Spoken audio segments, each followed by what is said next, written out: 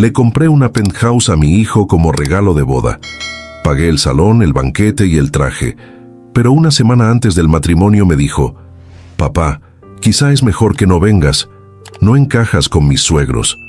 Yo sonreí. Y cuando regresaron de la luna de miel, mi hijo pidió las llaves y yo le dije: «La penthouse no encaja contigo, ¿recuerdas?». Esa frase cambió todo.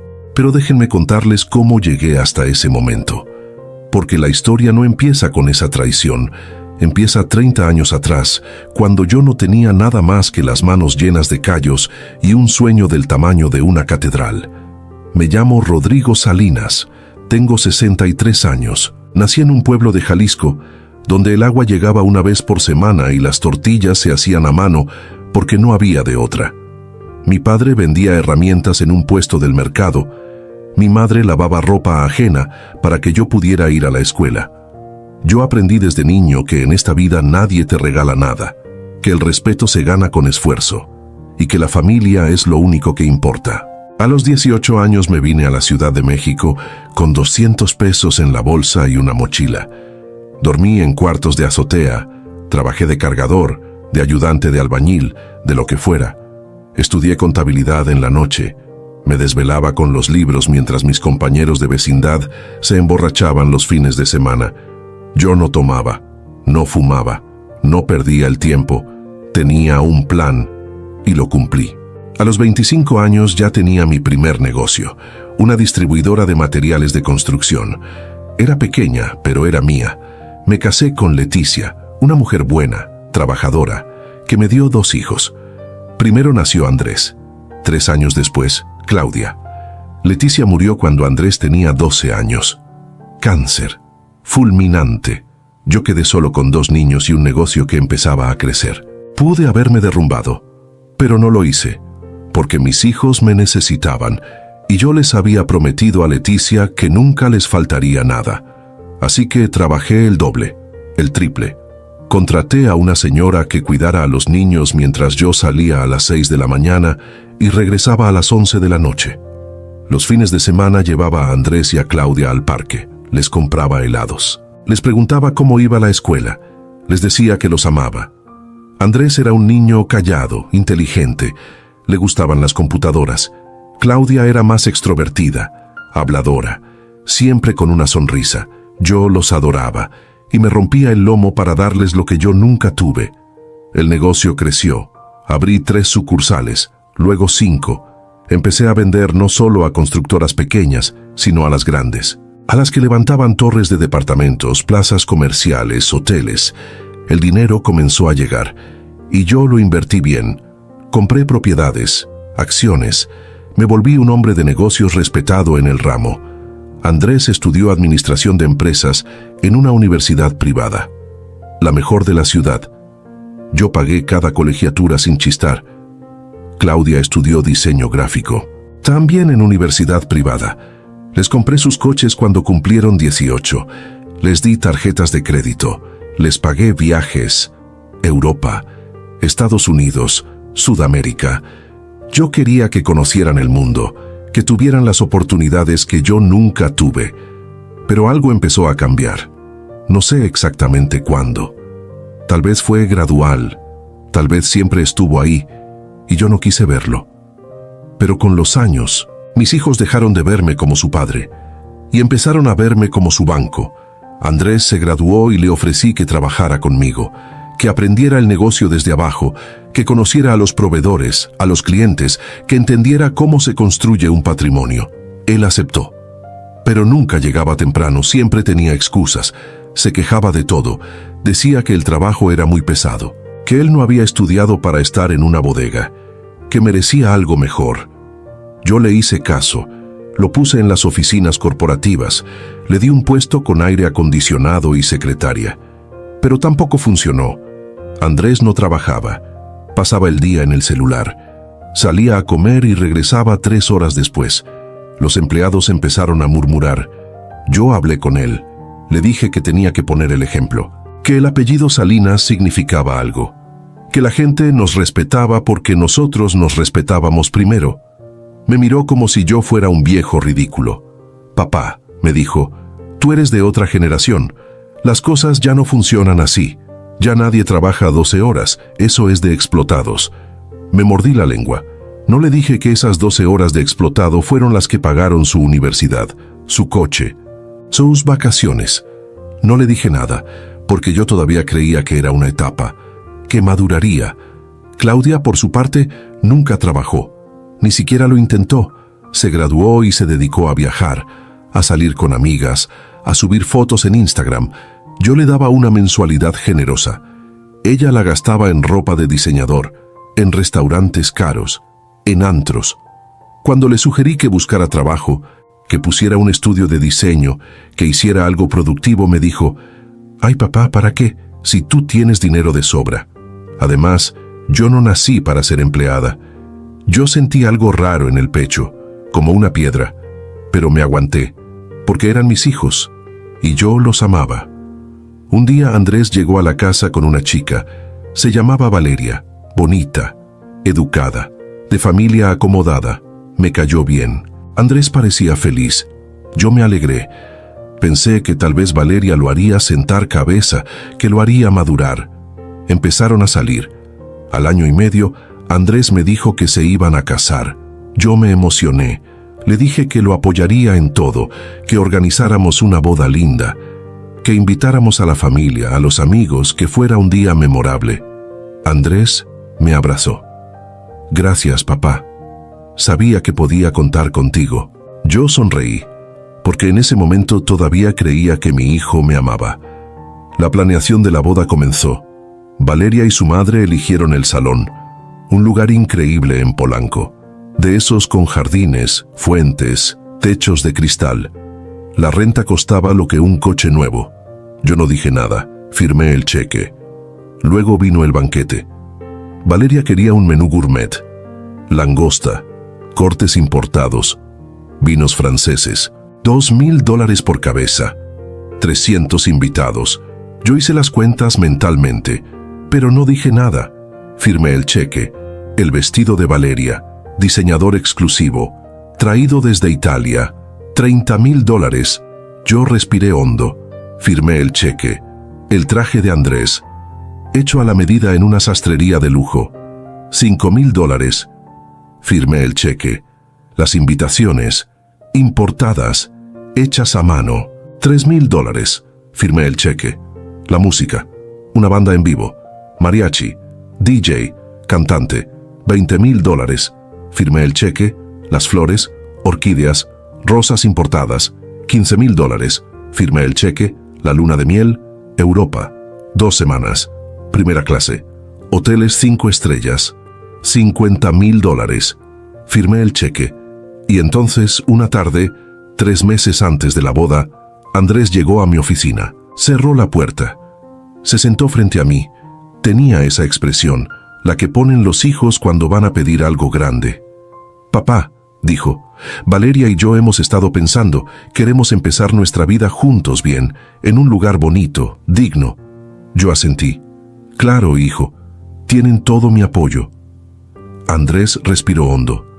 Encontramos una penthouse increíble, en Santa Fe, piso 23, vista a toda la ciudad. 3 recámaras, 4 baños, terraza enorme, alberca privada. Es perfecta. Yo esperé. «¿Cuánto cuesta?», pregunté. Andrés tragó saliva. $3 millones. El silencio llenó la oficina. Yo lo miré fijamente. Andrés sostuvo mi mirada, y entonces dijo algo que nunca olvidaré. «Papá, sé que es mucho, pero es que tú tienes tanto, y yo soy tu único hijo varón, tu heredero. Eventualmente todo será mío. ¿Qué diferencia hace que me lo des ahora o después? Además, Valeria está acostumbrada a cierto nivel. Sus papás tienen mucho dinero. No puedo llevarla a vivir a cualquier lado. Me daría pena». Sentí como si alguien me hubiera metido un cuchillo en el estómago y lo estuviera girando lentamente. Pero no lo demostré, porque yo había aprendido desde niño a no mostrar debilidad. «¿Ya la viste?», pregunté con calma. «Sí, es hermosa, totalmente equipada, muebles de diseñador, cocina italiana, todo». «Mándame la información». Andrés sonrió, se levantó, me dio un abrazo rápido. Gracias, papá, sabía que entenderías. Salió de mi oficina. Yo me quedé sentado, mirando por la ventana. La ciudad se extendía ante mí, esa ciudad que yo había conquistado con las uñas, que me había dado todo, y que ahora me pedía que le diera todo a un hijo que no sabía el valor de nada. Esa noche revisé la información de la penthouse. Era tal como Andrés la había descrito. Espectacular, lujosa, el tipo de lugar donde vive gente que nació con dinero y nunca tuvo que sudar por él. Hice los cálculos. Con la boda y la penthouse, estaría invirtiendo casi $4 millones en Andrés. Era una fortuna, pero yo la tenía, y era mi hijo, mi único hijo varón, el que llevaría mi apellido, el que algún día tomaría las riendas del negocio. Llamé a mi abogado.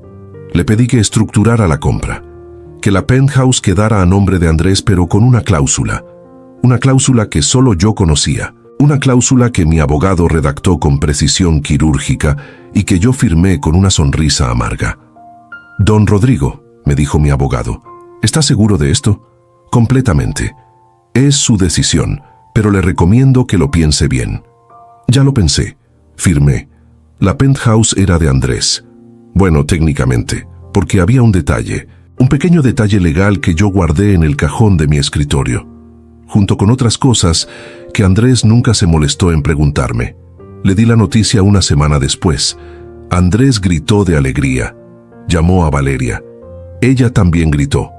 Vinieron a cenar a la casa. Brindamos con champán. Andrés me abrazó. «Eres el mejor papá del mundo».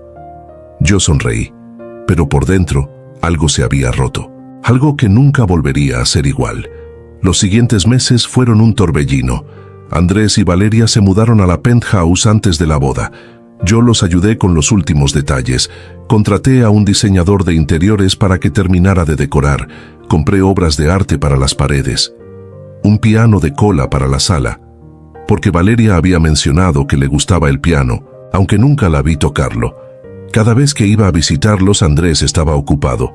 Valeria me recibía con una sonrisa forzada, me ofrecía café, me enseñaba las nuevas cosas que habían comprado, muebles, lámparas, alfombras persas, todo carísimo, todo pagado con la tarjeta de crédito que yo le había dado a Andrés para gastos de la casa. Un día revisé el estado de cuenta. En 2 meses habían gastado $80,000 en puras tonterías, decoración, restaurantes, ropa, electrónicos. Llamé a Andrés. «Hijo, tenemos que hablar del uso de la tarjeta». «¿Qué pasa, papá? ¿Ya no tienes dinero?». La forma en que lo dijo, el tono, como si yo fuera un tacaño, como si él tuviera derecho a mi dinero. No es eso, es que $80,000 en 2 meses es excesivo. «Papá, estamos armando nuestro hogar, necesitamos cosas. Además, Valeria está acostumbrada a cierto estilo de vida. No puedo quedar mal con ella». Respiré hondo. «Andrés, el dinero no es infinito. Hay que ser responsables». Él se rió en mi cara. «Papá, tienes como $30 millones. No te hagas el pobre». Me da risa. Colgó.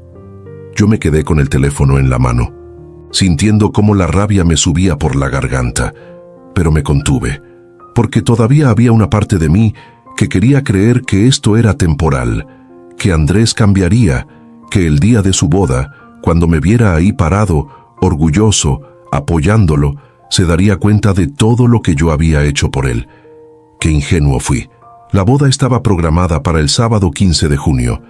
Yo tenía mi traje listo. Había escrito un discurso para el brindis. Había ensayado frente al espejo. Quería decirle a Andrés frente a todos los invitados cuánto lo amaba, cuánto me enorgullecía de él, cómo su madre estaría feliz de verlo también. El viernes 7 de junio, 8 días antes de la boda, recibí una llamada de Andrés. «Papá, necesito hablar contigo. ¿Puedes venir a la penthouse?» «Claro, hijo. Voy en camino». Manejé hasta Santa Fe. Subí al piso 23. Toqué el timbre. Andrés abrió la puerta. Tenía cara de preocupación. Me hizo pasar. Valeria no estaba. «¿Está todo bien?», pregunté. Andrés se sentó en el sillón. Yo me senté frente a él. Esperé. «Papá», comenzó sin mirarme a los ojos, sabes que te quiero mucho y que aprecio todo lo que has hecho por mí. El estómago se me cerró. Esa frase, esa maldita frase que dice la gente antes de clavarte el cuchillo. Pero ahí estaba, el pero. Pero Valeria y yo hemos estado hablando y, bueno, sus papás son muy diferentes a ti. Son gente muy refinada. Viajan mucho, conocen a mucha gente importante. Van a la ópera, a galerías de arte, tú sabes. Yo seguía sin entender, o no quería entender. ¿Y? Pregunté. Andrés finalmente me miró. Papá, la familia de Valeria es muy especial, muy selecta, y ellos, bueno, han expresado algunas preocupaciones. ¿Qué tipo de preocupaciones? Andrés se retorció las manos.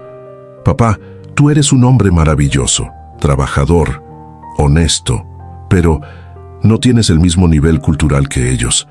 No hablas inglés, no conoces de vinos, no sabes de arte. Y, bueno, el silencio era tan denso que podía cortarse con un cuchillo.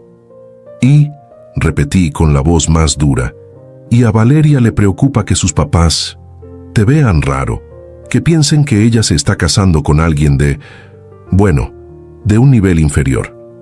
Ahí estaba, la verdad, desnuda, cruel. Mi hijo, al que le había dado todo, me estaba diciendo que yo no era lo suficientemente bueno para su boda.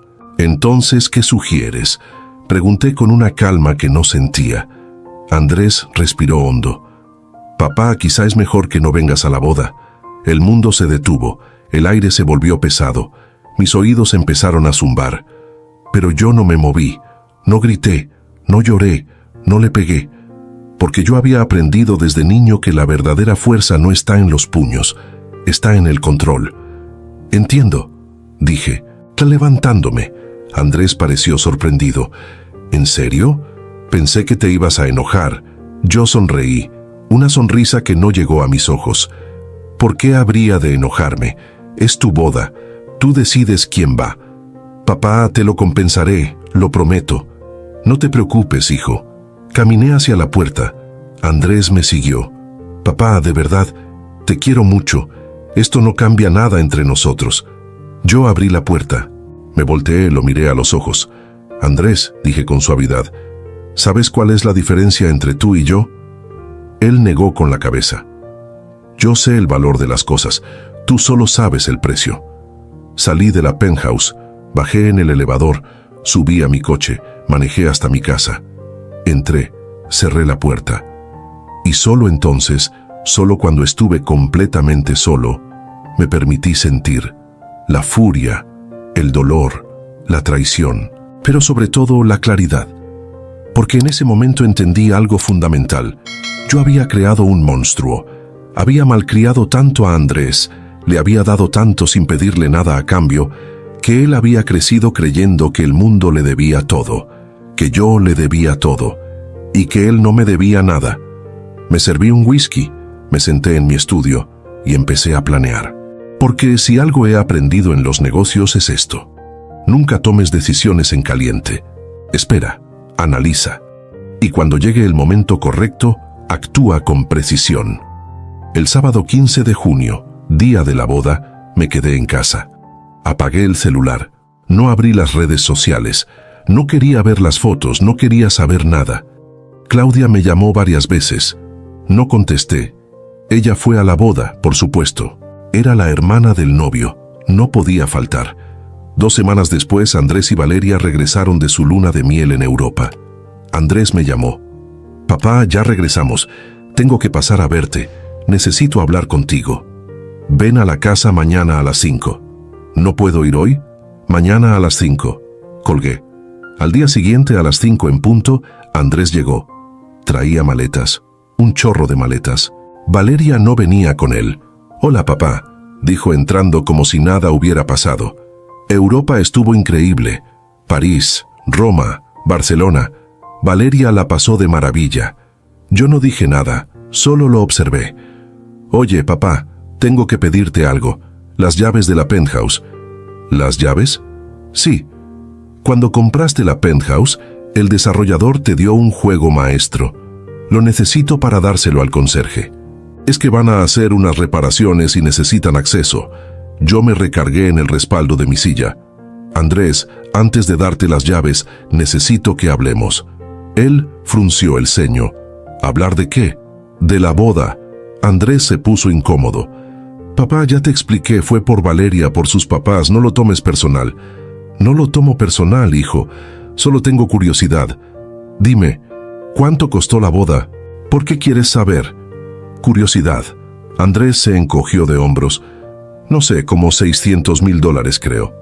$627,000 con 43 centavos, dije. Para ser exactos. Andrés se rió nerviosamente. Sí, bueno, fue cara, pero quedó increíble. Todos quedaron fascinados. Me da gusto. ¿Y la penthouse? ¿Cuánto costó? Papá, tú la compraste. Tú sabes cuánto costó. $3,200,000. Con muebles, decoración, diseño y obras de arte, otros $400,000. Total, $3,600,000. Andrés empezaba a ponerse nervioso. ¿A dónde quieres llegar, papá? Yo me levanté. Caminé hacia la ventana, miré el jardín, los árboles que yo había plantado, la fuente que yo había mandado construir, la casa que yo había levantado con mi esfuerzo. Andrés, dije sin voltearme, ¿tú sabes cómo gané mi dinero? Sí, papá, trabajando. ¿Trabajando cómo? Con tu negocio de materiales. Antes de eso, silencio. No sé, supongo que también trabajando. Me volteé. Te voy a contar algo que nunca te conté.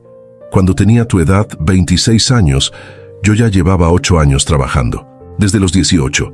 ¿Sabes cuántas horas trabajaba al día? Andrés negó con la cabeza. 14. A veces 16. Los domingos también. No había descanso, porque si no trabajaba, no comía. Así de simple. Papá, yo sé que tú trabajaste mucho. No me interrumpas. Andrés cerró la boca. Trabajé como animal durante 10 años para poder abrir mi primer negocio. Y cuando lo abrí, trabajé otros 10 años como animal para que creciera. ¿Sabes cuántas vacaciones tomé en esos 20 años? Silencio. 0 vacaciones. Porque no había tiempo. Porque cada peso importaba. Porque yo venía de abajo y sabía que un solo error me mandaba de regreso para allá. Caminé hacia Andrés. Me paré frente a él. Tú nunca has trabajado de verdad. Te di un puesto en mi empresa y no duraste ni 6 meses. Te aburriste, te cansaste. Dijiste que merecías algo mejor. ¿Y sabes qué hice yo? Te seguí manteniendo. Te seguí dando dinero. Te compré un coche. Te pagué tus viajes, tu ropa, tus caprichos. Papá, yo te lo agradezco. Cállate. Andrés dio un paso atrás. Nunca me había oído gritar así. Te di todo. Te compré una penthouse de $3 millones. Te pagué una boda de 600,000. Te mantuve toda tu vida. Y cuando llegó el día más importante para mí, el día en que yo quería estar a tu lado, verte casarte, celebrar contigo, me dijiste que no fuera, porque no encajaba. Los ojos de Andrés se llenaron de lágrimas. Papá, yo no quería hacerte sentir mal. No querías hacer sentir mal a los papás de Valeria. Lo corregí. A mí no te importó hacerme sentir mal. Papá, perdóname, me equivoqué, fue un error. Sí, fue un error. Y los errores tienen consecuencias. Andrés me miró con miedo. ¿Qué quieres decir? Yo saqué un sobre de mi saco, se lo entregué. Ábrelo. Andrés abrió el sobre con manos temblorosas. Sacó los papeles. Los leyó. Su cara pasó de la confusión al shock. ¿Qué es esto? Es el contrato de compra de la penthouse. Léelo completo. Andrés leyó. Y leyó. Y siguió leyendo. Hasta que llegó a la cláusula 17, la que mi abogado había redactado con tanta precisión. No entiendo. Yo te explico. La penthouse está a tu nombre, sí, pero con una condición. La propiedad me pertenece a mí hasta que tú cumplas ciertas obligaciones. Entre ellas, trabajar en la empresa familiar durante al menos 5 años, demostrar responsabilidad financiera y mantener una relación de respeto con el donante. Es decir, conmigo. Andrés me miró con horror. ¿Qué estás diciendo? Estoy diciendo que la penthouse no es tuya. es mía, y te la presté, con condiciones que no has cumplido. Pero eso es trampa, no puedes hacer eso. Claro que puedo, y lo hice, está todo legal, pregúntale a tu abogado. Ah, espera, no tienes abogado, porque nunca te has preocupado por leer un contrato en tu vida. Andrés empezó a hiperventilar. Papá, no me puedes quitar la penthouse, Valeria y yo vivimos ahí. Es nuestro hogar. Yo me senté, crucé las piernas, lo miré con la misma frialdad con la que él me había mirado cuando me desinvitó de su boda. Andrés, ¿recuerdas lo que me dijiste? Que yo no encajaba con los papás de Valeria, que era muy corriente, muy ordinario. Papá, yo no dije eso. Dijiste que no tenía el mismo nivel cultural, que no sabía de vinos, que no sabía de arte, que Valeria se avergonzaría de mí. Yo nunca dije que me avergonzara. No tuviste que decirlo, lo dijiste con tus acciones, y ahora yo te digo algo con las mías. Me levanté, caminé hacia la puerta, la abrí. La penthouse no encaja contigo, porque tú no encajas en mi vida. Andrés se quedó paralizado. ¿Me estás corriendo? Te estoy liberando. Ya no tienes que fingir que me quieres. Ya no tienes que soportar a tu papá corriente. Ya no tienes que avergonzarte de mí. Eres libre. Papá, espera. Podemos arreglarlo. Ya no hay nada que arreglar, Andrés. Te lo suplico. Dame otra oportunidad. Yo lo miré. Vi a ese niño de 12 años que lloraba abrazado a mí el día que su mamá murió. Vi al adolescente que me pedía consejos. Al joven que me decía que yo era su héroe. ¿En qué momento todo eso se perdió? ¿En qué momento el amor se convirtió en interés? Andrés, dije con voz cansada, yo te di oportunidades toda tu vida. Te di educación, te di trabajo, te di dinero, te di amor, y tú me pagaste con desprecio. Ya no te debo nada, y tú no me debes nada. Estamos a mano. No podemos estar a mano, soy tu hijo. Exacto, eras mi hijo. Ahora eres un hombre adulto que tomó sus decisiones, y yo tomo las mías. Andrés cayó de rodillas. Papá, por favor, lo que quieras, haré lo que quieras. Trabajaré en la empresa, te pagaré todo, pero no me quites la penthouse. Valeria me va a dejar si perdemos ese lugar. Y ahí estaba la verdad, la cruda y dolorosa verdad. A Andrés no le importaba perderme a mí, le importaba perder la penthouse, le importaba quedar mal con Valeria, le importaba su estatus, su imagen, su comodidad, no le importaba su padre. Levántate, dije, levántate y vete. Andrés se levantó, tenía la cara roja, los ojos hinchados, parecía un niño, pero no era un niño. Era un hombre de 26 años que había tomado decisiones de adulto y que ahora tenía que vivir con las consecuencias. Tienes 30 días para desocupar la penthouse, dije. Después de eso mandaré personal de seguridad a cambiar las cerraduras. Puedes llevarte todo lo que compraste con tu dinero. Lo que compré yo se queda. Papá, vete. Andrés caminó hacia la puerta, se detuvo. ¿Y si Valeria me deja? Yo no dije nada. ¿Y si pierdo todo? Seguí sin decir nada. No te importa. Finalmente lo miré. Andrés, a mí me quitaste lo único que me importaba el día que me dijiste que no fuera a tu boda. Me quitaste la oportunidad de verte feliz, de estar a tu lado en el día más importante de tu vida, de sentirme orgulloso de ti. ¿Y sabes qué? No puedes devolvérmelo. Ese momento ya pasó, ya no existe, y nunca volverá. Salió. La puerta se cerró. Yo me quedé de pie en la sala, en esa casa que había construido con mis manos, rodeado de silencio. Y por primera vez en 30 años me sentí libre. Los primeros días después de esa conversación fueron extraños, silenciosos, vacíos de una manera que nunca había experimentado. No era el vacío de la soledad, era el vacío de la liberación. Como cuando te quitas un zapato que te ha estado apretando durante años y finalmente puedes respirar. Andrés me llamó. 1 vez, 2 veces, 10 veces. No contesté. Me dejó mensajes de voz. Los borré sin escucharlos. Me mandó mensajes de texto. Los leí todos, porque necesitaba saber hasta dónde estaba dispuesto a llegar. Los primeros mensajes fueron de súplica. Papá, por favor, contesta. Necesito hablar contigo. Papá, cometí un error, perdóname. Papá, no puedes hacerme esto. Luego vinieron los mensajes de negociación. Papá, trabajaré en lo que quieras, te lo prometo. Papá, dime cuánto quieres que te pague y te lo pagaré. Papá, haré lo que sea para arreglar esto.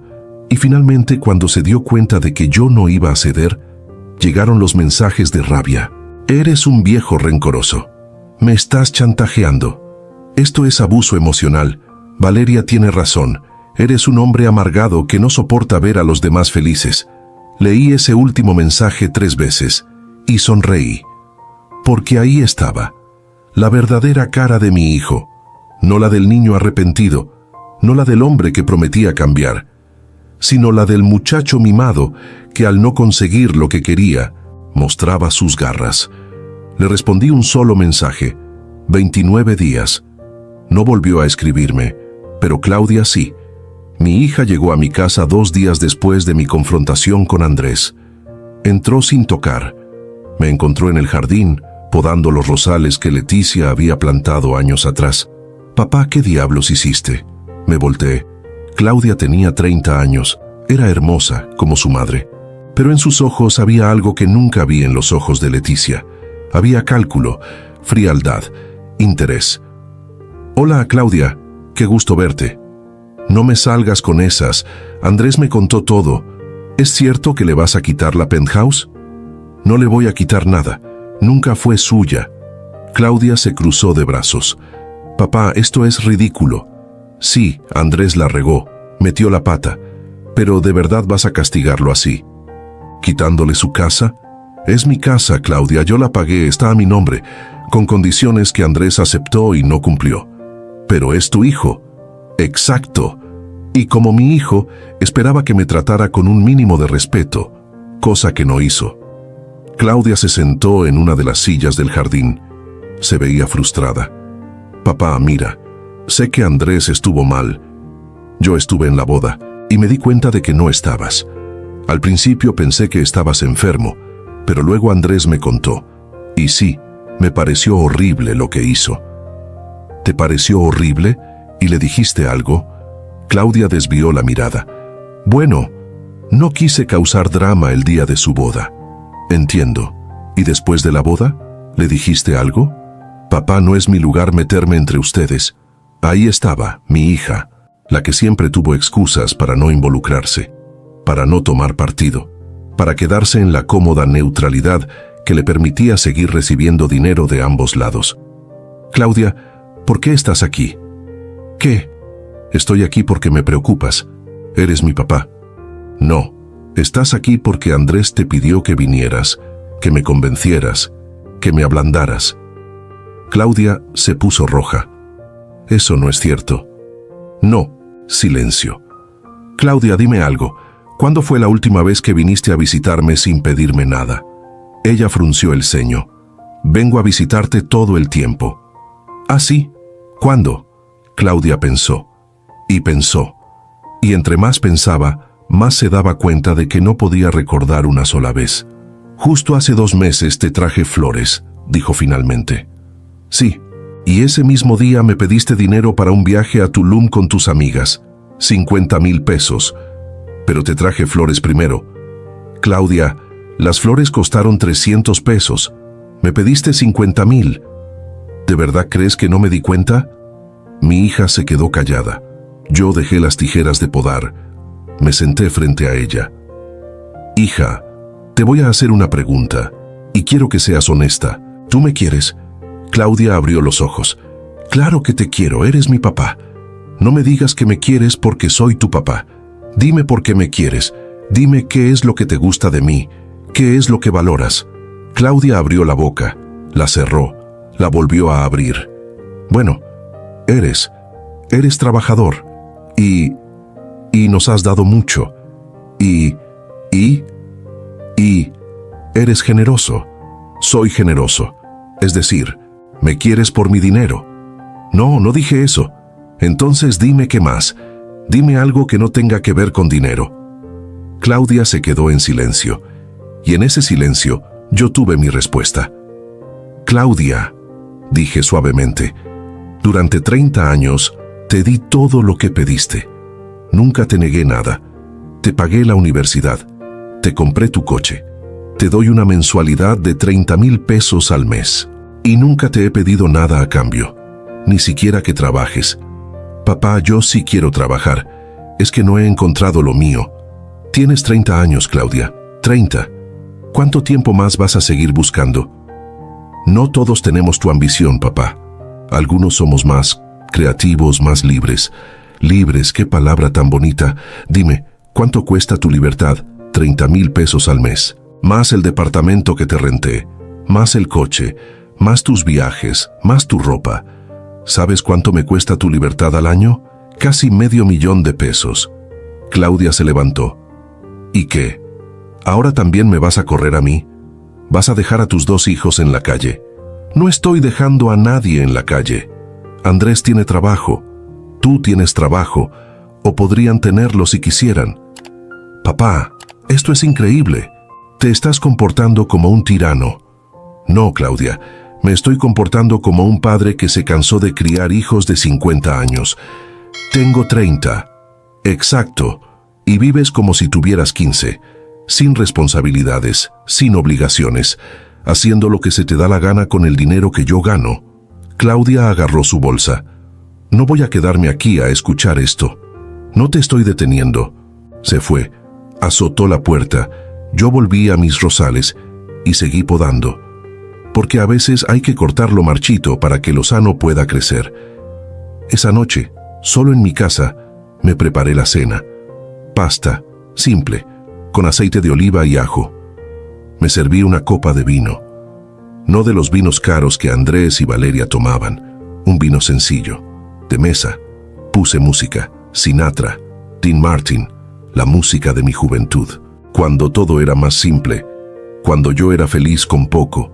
Comí despacio, saboreando cada bocado, sin prisa, sin nadie que me interrumpiera para pedirme dinero, sin nadie que me hiciera sentir que nunca era suficiente, y me di cuenta de algo. Estaba en paz. Los días pasaron. Andrés no volvió a buscarme, Claudia tampoco, pero recibí una llamada que no esperaba, de Valeria.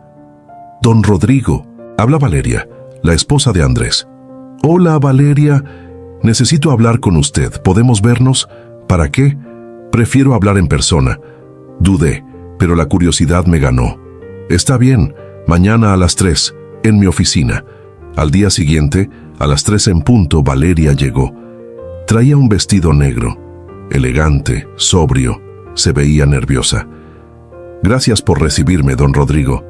Siéntate. Se sentó, cruzó las piernas. Las manos le temblaban ligeramente. Quiero hablar con usted sobre la situación con Andrés. No hay ninguna situación. Todo está muy claro. Don Rodrigo, sé que Andrés cometió un error terrible. Lo que hizo fue imperdonable. Desinvitarlo de nuestra boda fue horrible. Y yo fui parte de eso. Eso me sorprendió. Esperaba que viniera a defender a Andrés, no a aceptar responsabilidad. ¿Fuiste parte? Valeria asintió. Tenía lágrimas en los ojos. Fueron mis papás, ellos. Ellos son muy clasistas, muy creídos. Cuando conocieron a Andrés, les gustó. Pero cuando supieron de usted, de su historia, de cómo empezó desde abajo, empezaron a hacer comentarios. ¿Qué tipo de comentarios? Decían que usted era un hombre sin educación, sin refinamiento, que no encajaba en nuestra clase social, y que si Andrés quería formar parte de nuestra familia, tenía que deslindarse un poco de usted. Sentí la rabia subir, pero la contuve, y Andrés les hizo caso. Sí, yo también. Los dos fuimos unos cobardes, y ahora todo está mal. ¿Qué está mal, Valeria? Ella se limpió las lágrimas. Andrés está destrozado, no duerme, no come. Se la pasa tomando. Está obsesionado con recuperar la penthouse. Dice que es lo único que importa, que si la pierde, me va a perder a mí. ¿Y es cierto? Valeria me miró directo a los ojos. Honestamente, don Rodrigo, no lo sé. Cuando me casé con Andrés, Pensé que me estaba casando con un hombre exitoso, con un hombre que tenía su propia empresa, su propio dinero, pero ahora me doy cuenta de que todo lo que tiene es suyo y que Andrés no tiene nada. ¿Y eso te molesta? Me asusta, porque no sé quién es Andrés sin su dinero, sin su ayuda, y creo que él tampoco lo sabe. Valeria se inclinó hacia adelante. Don Rodrigo, vine a pedirle algo. Dele a Andrés una oportunidad, una última oportunidad de demostrarle que puede cambiar. Ya le di 26 años de oportunidades, lo sé, pero esta vez será diferente, porque ahora está tocando fondo, y a veces la gente solo cambia cuando pierde todo. La miré, realmente la miré, y vi a una mujer joven, asustada, que estaba empezando a darse cuenta de que se había casado con la idea de un hombre, no con el hombre real. «Valeria, ¿tú amas a Andrés?» Ella parpadeó. Sí, creo que sí. ¿Crees? Es complicado. No es complicado. O lo amas o no lo amas. Valeria bajó la mirada. Cuando lo conocí, me enamoré de lo que representaba, de su seguridad, de su estabilidad, de la vida que podía darme. Pero ahora que todo eso se está desmoronando, me pregunto si alguna vez lo amé a él, o solo amé lo que él podía hacer por mí. La honestidad de Valeria me desarmó. Esperaba manipulación, lágrimas falsas. Pero ella estaba siendo brutalmente honesta. ¿Por qué me dices esto? Porque creo que usted merece la verdad, y porque creo que Andrés también la merece. Él necesita saber si yo me voy a quedar con él porque lo amo, o porque quiero seguir viviendo en una penthouse de $3 millones. ¿Y cuál es la respuesta? Valeria se levantó. No lo sé, don Rodrigo, pero voy a averiguarlo, y creo que Andrés también tiene que averiguar quién es sin el dinero de su papá. Se fue, y yo me quedé pensando. Valeria era mucho más inteligente de lo que creí, y mucho más honesta de lo que esperaba. Esa noche recibí otra visita inesperada. Mi abogado llegó sin avisar, con cara de preocupación. «Don Rodrigo, tenemos un problema». «¿Qué pasó?» «Andrés contrató a un abogado. Están preparando una demanda para impugnar el contrato de la penthouse». Me recargué en mi silla. ¿Con qué argumento? Alegan coacción. Dicen que usted lo obligó a firmar sin leer, que abusó de su posición como padre, que hubo conflicto de interés. ¿Y tienen caso?» Mi abogado negó con la cabeza. «No, el contrato es sólido. Andrés firmó. Tenía edad legal. No hubo armas, no hubo amenazas. Simplemente firmó sin leer. Pero van a intentar hacer ruido. Van a intentar presionarlo para que lleguen a un acuerdo». «No voy a llegar a ningún acuerdo. Don Rodrigo, piénselo. Un juicio puede tardar años. Va a salir en los periódicos. La gente va a hablar. Esto puede afectar su reputación. Que hablen. Yo no hice nada malo». Mi abogado suspiró. «Hay algo más. Claudia está apoyando a Andrés. Ella va a declarar a su favor. Va a decir que usted es un padre controlador, que usa el dinero para manipularlos. Eso sí me dolió. No porque fuera mentira, sino porque mi hija estaba dispuesta a traicionarme públicamente por su hermano. O más bien, por el dinero de su hermano». «Está bien», dije, «que hagan lo que quieran, pero nosotros vamos a pelear, y vamos a ganar». Mi abogado asintió. «Como usted diga, don Rodrigo». 2 días después recibí la demanda formal. Era un documento de 50 páginas, lleno de acusaciones, de mentiras, de manipulaciones de la verdad. Según Andrés, yo era un padre tirano, un hombre que usaba su dinero para controlar a sus hijos, que los había chantajeado emocionalmente toda su vida. Leí cada palabra y sentí muchas cosas: rabia, dolor, decepción, pero sobre todo sentí tristeza, porque mi hijo estaba tan desesperado por mantener su estilo de vida que estaba dispuesto a destruir la imagen de su propio padre. Esa noche no pude dormir. Me levanté a las 3 de la mañana, bajé a mi estudio, saqué una caja que tenía guardada en el closet. Era una caja de madera, tallada a mano. Leticia me la había regalado años atrás. Adentro había fotos de mis hijos cuando eran pequeños. Andrés en su primer día de escuela, Claudia en su primera comunión, Los dos en Navidad, abriendo regalos. Los dos en la playa, construyendo castillos de arena, sonriendo, felices, inocentes. ¿En qué momento todo cambió? ¿En qué momento dejaron de ser esos niños alegres y se convirtieron en estos adultos resentidos? ¿Fue mi culpa? ¿Les di demasiado? ¿Les di muy poco? Cerré la caja. Porque mirar al pasado no iba a cambiar el presente. Al día siguiente contraataqué. Le pedí a mi abogado que preparara una respuesta demoledora, que incluyera cada recibo, cada transferencia, cada cheque que yo le había dado a Andrés en los últimos 10 años. Que sumara todo, que mostrara exactamente cuánto dinero había invertido en un hijo que ahora me acusaba de manipulador. El total fue impactante, $4.200.000 en 10 años, sin contar la comida, la ropa, la escuela, los médicos, todo lo que le di antes de que cumpliera 18. Mi abogado preparó también una contrademanda, por difamación, por daño moral y por incumplimiento de contrato, no porque quisiera quitarle más a Andrés, sino porque quería mandarle un mensaje, que yo no me iba a dejar, que si quería guerra, tendría guerra. La demanda se presentó, los medios se enteraron y empezó el circo. Empresario millonario en pleito con su hijo por una penthouse de lujo. Hijo demanda a padre por abuso emocional y chantaje. La guerra familiar de los Salinas. Dinero, poder y traición. Los reporteros empezaron a llamar. Querían entrevistas, declaraciones, drama. Yo no dije nada, porque la gente que tiene la razón no necesita gritar. Pero Andrés sí habló. Dio una entrevista a un periódico amarillista. Lloró frente a las cámaras. Dijo que yo era un padre cruel, que toda su vida me había tenido miedo, que nunca le di amor, solo dinero, que él solo quería tener una relación normal conmigo, pero que yo era incapaz de querer a alguien. Vi la entrevista, completa, y cuando terminó, apagué la televisión, me serví un whisky y sonreí, porque Andrés acababa de cometer un error fatal, había mostrado su verdadera cara, la cara de un hombre desesperado, mentiroso, manipulador, y el mundo lo estaba viendo. Al día siguiente mi teléfono explotó, pero no con reporteros, con amigos, con colegas, con gente que me conocía, todos diciéndome lo mismo. Rodrigo, vimos la entrevista, ese muchacho está mintiendo. Rodrigo, qué vergüenza de hijo, tú no mereces eso. Rodrigo, cuenta con nosotros, sabemos qué tipo de hombre eres. Y entonces pasó algo que no esperaba.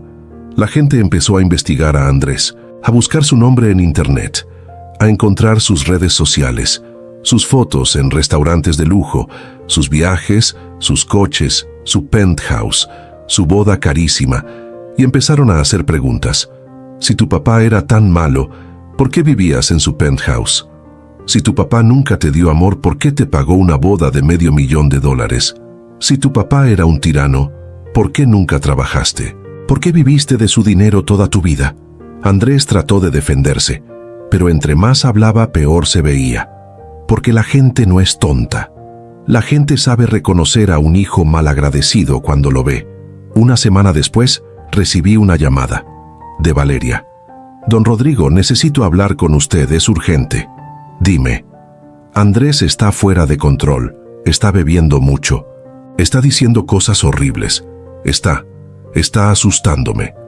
¿Te está lastimando? No físicamente, pero, don Rodrigo, creo que necesita ayuda profesional. ¿Y qué quieres que haga yo? Silencio.